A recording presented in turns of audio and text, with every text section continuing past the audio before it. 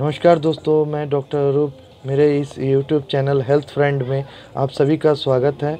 सबसे पहले मैं आप सभी से हर बार की तरह यही रिक्वेस्ट करूंगा कि मेरे इस चैनल को ज़रूर सब्सक्राइब करें, ज़्यादा से ज़्यादा लाइक करें, शेयर करें एंड कमेंट करना ना भूलें।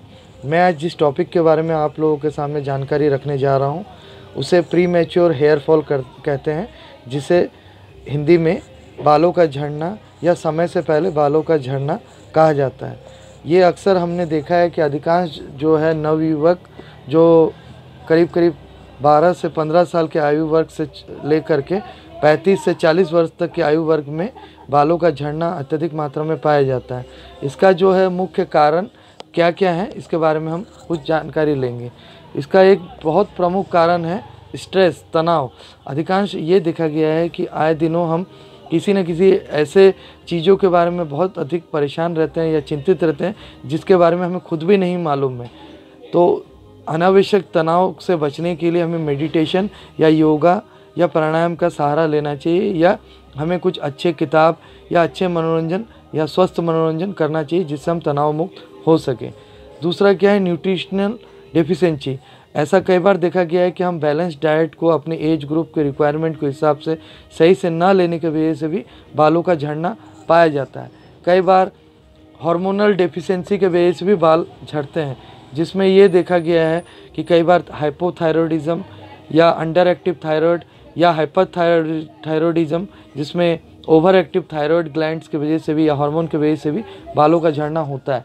कई बार जेनेटिक्स के कारणों से भी, आनुवांशिक कारणों से भी ये हो सकता है। इसके साथ साथ ये भी देखा गया है कि हम कई बार क्या है, पार्लर वगैरह में जा करके अपने बालों के ऊपर अत्यधिक प्रयोग करते हैं, हेयर स्टाइलिंग को चेंज करते रहते हैं। कई तरह के केमिकल प्रसाधन सामग्रियों का भी बालों के ऊपर अत्यधिक प्रयोग करने से भी बाल झड़ सकते हैं। कई बार अनहेल्दी डाइट, जिस डाइट को लेने से हमें बालों के लिए पोषण मिलेगा, विटामिन के युक्त, वो डाइट हम नहीं लेते हैं जिसके वजह से भी बाल झड़ते हैं। कई बार केमोथेरेपी या मेडिकेशन, कई तरह की टाइफाइड के उपचार के बाद में भी कई दवाइयों के रिएक्शन से भी बाल हमारे झड़ सकते हैं। अब हम इसके प्रिकॉशनरी स्टेप के बारे में जानकारी लेंगे कि बाल झड़ने से कैसे हम उसे रोक सकते हैं।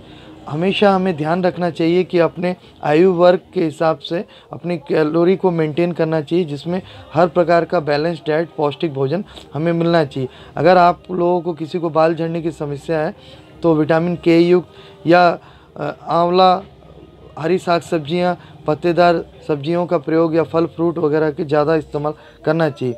बालों को ज़बरदस्ती करके आप जो है हीट ना दिलवाएं या उसका जो नॉर्मल टेक्सचर है उसको ख़राब करने के लिए पार्लर में कई तरह के केमिकल वगैरह का यूज़ ना कराएं। कई बार ये देखा गया है कि बालों को आप गर्म पानी से धुलाई कर रहे हैं, ज़्यादा उसको खींच रहे हैं या ज़्यादा रब कर रहे हैं, तभी बाल झड़ सकते हैं।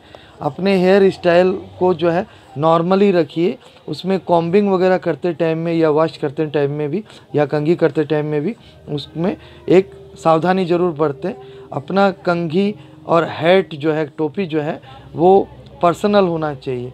ये बहुत अहम बात है, इस बात को ध्यान दीजिए। कई बार लोग एक ही कंघी से एक परिवार में 4-5 लोग इस्तेमाल करते हैं, तो ये भी सही नहीं है। आपको ये ध्यान देना चाहिए कि गीले बाल हैं तो गीले बालों को कंघी ना करें। अधिकांश लोगों की एक आदत रहती है कि ऑफिस जाना है, स्कूल जाना है या किसी काम में जाना है तो तुरंत गीले बाल नहा करके आए तो उसी में कंघी करने लगते हैं। तो ये देखा गया है, रिसर्च से ये पता चला है कि गीले बालों में कंघी करने से भी बाल ज़्यादा मात्रा में झड़ते हैं। हमेशा ध्यान ये रखिए कि कई बार आप ऑनलाइन वीडियोस देखते हैं या यूट्यूब में देखते हैं या कई बार गूगल में सर्च करके किसी भी तेल को आप अपने सर में प्रयोग करने के लिए ले लेते हैं, तो कई बार ये वो केमिकल युक्त भी रह सकता है या कई बार इस तरह की चीज़ें रहती हैं जो आपके स्किन या सर की त्वचा को सूट ना हो, तो उसके वजह से भी कई बार देखा गया कि एलोपेशिया या गंजापन या बाल्डनेस या हेयर फॉल या हेयर ग्रेइंग, इस तरह की समस्याओं से जूझना पड़ता है। सबसे बेहतर है कि अगर आपको बाल झड़ने से संबंधित कोई भी समस्या है तो आप अपने नज़दीक के किसी भी डॉक्टर से मिलिए जो बालों का उपचार करते हैं। मेरे तीनों क्लिनिक्स में बालों के ऊपर में आयुष मंत्रालय द्वारा क्लिनिकली ट्रायल्ड कई तरीके के सक्सेसफुल ऑयल्स, शैम्पू और इंटरनल मेडिसिन द्वारा बालों का इलाज किया जाता है, जो काफ़ी हद तक संभव है। सिर्फ जो उसकी जीवन शैली है उसको अगर फॉलो किया जाए, जो परहेज़ आदि जो बताए जाते हैं या जो भी मैंने आपको जानकारी दी है टिप्स के रूप में, उनको अगर दवा के इलाज के साथ साथ प्रयोग किया जाए तो आपको ज़रूर फ़ायदा होगा। मैं उम्मीद करता हूं कि मेरी दी गई जानकारी से आपको काफ़ी हद तक हेल्प मिलेगा। अगर मेरे दिए गए जानकारी से आप को अच्छा लगे तो आप ज़रूर लाइक कीजिए, मेरे इस YouTube चैनल को ज़्यादा से ज़्यादा शेयर कीजिए। जो भी आपके मन में सवाल हो उसको कमेंट कीजिए। मेरा व्हाट्सएप नंबर और क्लिनिक के एड्रेस मेरे YouTube चैनल में दिए गए हैं, प्रोफाइल में आप चेक कर सकते हैं। धन्यवाद, नमस्कार, जय हिंद।